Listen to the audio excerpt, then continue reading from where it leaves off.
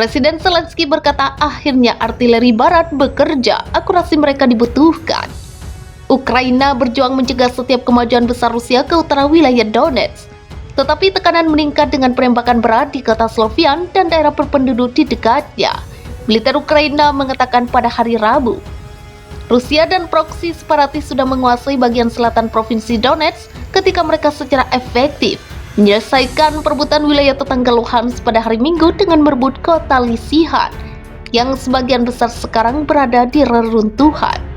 Moskow mengatakan pengusiran militer Ukraina dari kedua wilayah adalah inti dari apa yang disebutnya operasi militer khusus untuk memastikan keamanannya sendiri, sedangkan lebih dari 4 bulan yang disebut Barat sebagai perang yang tidak beralasan. Provinsi Donetsk dan Lugansk membentuk Donbas, wilayah timur Ukraina yang sangat industri yang telah menjadi medan perang terbesar di Eropa selama beberapa generasi, di mana Rusia ingin merebut kendali untuk separatis yang didukungnya. Dalam catatan malamnya pada hari Rabu, militer Ukraina menyatakan bahwa pasukan Rusia mengintensifkan tekanan pada para pembela Ukraina di sepanjang sisi utara provinsi Donetsk. Dikatakan pasukan Rusia membombardir beberapa kota Ukraina dengan persenjataan berat untuk memungkinkan pasukan darat maju ke selatan ke wilayah itu dan mendekati Sloviansk. Musuh sedang mencoba untuk meningkatkan posisi taktisnya. Mereka maju sebelum dipukul mundur oleh tentara kami dan mundur dengan kerugian. Bunyi pembaruan militer Ukraina melansir Reuters 7 Juli.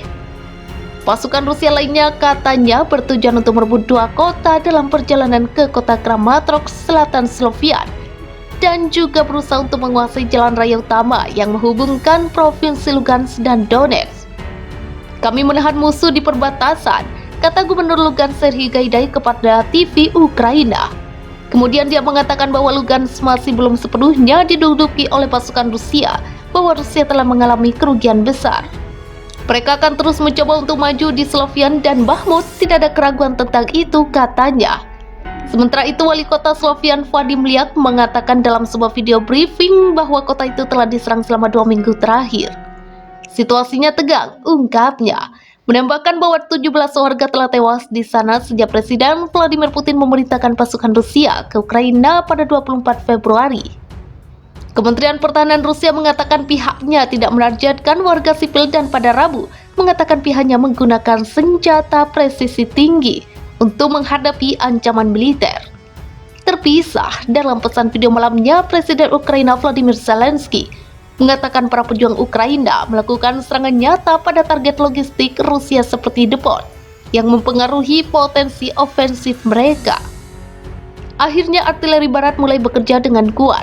Senjata yang kami dapatkan dari mitra kami dan akurasi mereka sangat dibutuhkan, ujar Presiden Zelensky. Ukraina telah berulang kali memohon kepada Barat untuk mengirim lebih banyak senjata untuk mengusir invasi yang telah menewaskan ribuan orang, membuat jutaan orang mengungsi dan meratakan kota-kota. Menteri Luar Negeri Ukraina Dmytro Kuleba mengatakan dia telah berbicara Rabu dengan rekan-rekannya dari Jerman dan AS, di mana dia mengatakan pentingnya melanjutkan bantuan militer setelah dibahas.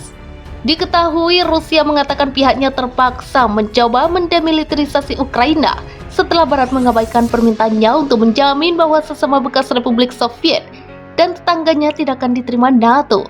Moskow mengatakan mereka juga harus membasmi apa yang dikatakannya sebagai nasionalis berbahaya dan melindungi penutur bahasa Rusia. Ukraina dan pendukung baratnya mengatakan bahwa tujuan yang dinyatakan Rusia adalah dalih untuk perampasan tanah berkaya kekaisaran tanpa alasan.